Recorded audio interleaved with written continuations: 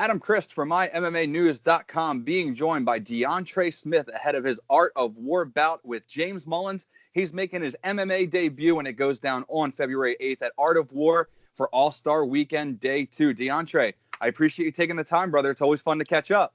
Thank you, man. Thank you for inviting me out to the show. Thank you. Oh, man, it's my pleasure. You're always fun to catch up with. I always enjoy watching you compete, and this is going to be no different. So this bout takes place at 145 pounds. I'm correct with that, right? Yes, sir. So 145. thus far, how is the weight cut going, man? I'm pretty much I'm good right now. My wife has been trying some new vegetables. We just had a type of pasta made from all natural vegetables, so it's pretty good this time around. Not really hungry. So I got to ask, man, you're pretty tall for 145 pounds. Is that in your kickboxing career? Because that you have a plethora of kickboxing bouts. Has that been to your advantage? You know, being the rangy and the lengthy guy, has that worked to your advantage? And do you foresee that transitioning into your MMA career? Yeah, man. All my favorite fighters are super tall. Israel Adesanya Mm-hmm. and all them guys. They're tall fighters and have kickboxing background. So I think it's going to work really good for me. You gotta take a couple of punches to even get close, which is you get the ends of my stick.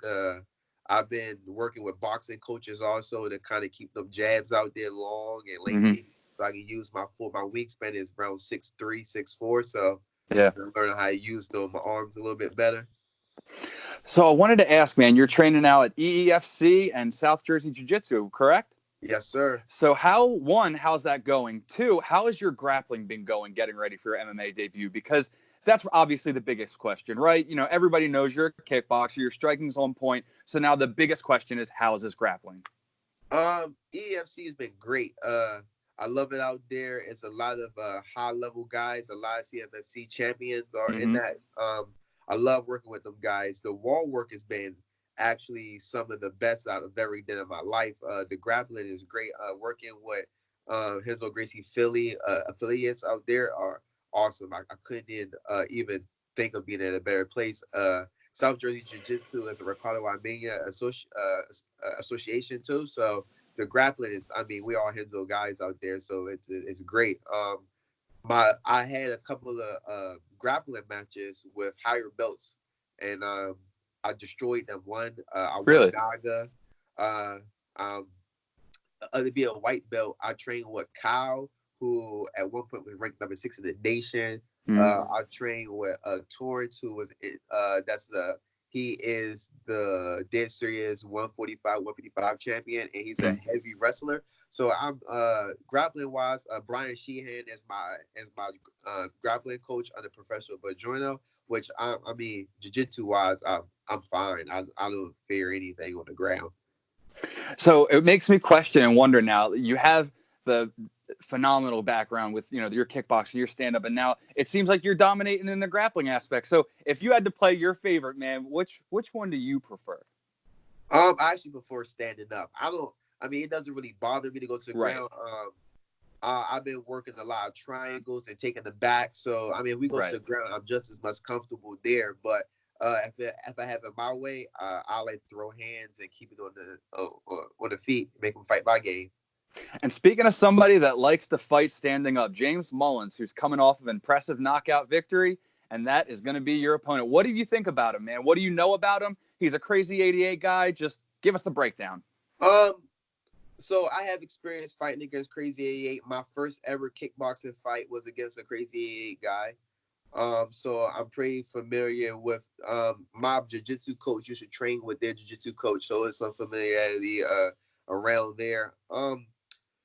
I see that he had that overhand knockout in like 15 seconds. Mm-hmm. Um, he's aggressive, super aggressive. He came out Yeah. the door, came forward, and I'm like, all right, so he's ready to rumble. The only thing I can really say about him is I think if he wants to make it a kickboxing fight, then that's going to play to my strengths. I don't think that at all he should stand with me. Just me personally. It's a lot of people I think that just shouldn't stand with me. So if it becomes a kickboxing fight, which if he does it, I think it's my it's my world. Yeah. So how do you foresee the bout going down? I mean, I don't want you to give away too much of your training secrets, everything like that, but in your head, when the bell rings, what do you foresee happening? Well, I would like to touch his glove to be respectful, but if he Right. comes out straight like he did against I think Scott Scott was Suter. it Scott, if he comes out straight like that, well, I'm just gonna meet him in the middle. I mean, you'll see me throw down right in the Hmm. middle Hmm. as soon as the bell ring, we just at it. I'm okay with being that way. If you want to touch gloves, we can do it that. But uh, I think if he charged me, I think it might be a super mistake. I've been able to perfect switch stances, so I can fight southpaw, orthodox. I can do it both. So um, throwing the overhand right, I'm be looking for that a lot of the time just to see because he winds it up. So I'm be definitely looking for that overhand right. I wanted to ask something about your professional career that transitioned into your fighting career. Your profession is teaching. You're an education teacher, and it makes me wonder because obviously in fighting, you're always a student of the game. You're always learning. You're always progressing. You have that student mentality. Being a teacher, do you think that benefits you or plays in your favor at all? Because you do understand that teacher-student correspondence, and you do understand when it's time to listen to the teacher and when it's time for the teacher and you understand that importance level. Do you feel that at all, or am I just kind of making stuff up as I'm going? Nah, actually, I'm very analytical. I like to articulate everything that's going on. The I like to think it as a professor, the student, like college. When I'm in the gym, I'm asking questions. I'm kind of figuring it out. I like to go slow to figure out. All right, am I doing this right? Am I moving right? I have a master's degree, which is a tough thing to get in itself, Yeah. and being able to comprehend and understand and analyze the situation has definitely helped me inside the fight game to be able to slow things down, articulate what I want to do and how to move, and be able to, that too, just studying habits, being able to study another fighter to see how they move, how to fight, where I see their weaknesses at or their strengths and how to interpret those in the fight. So I think it definitely benefit.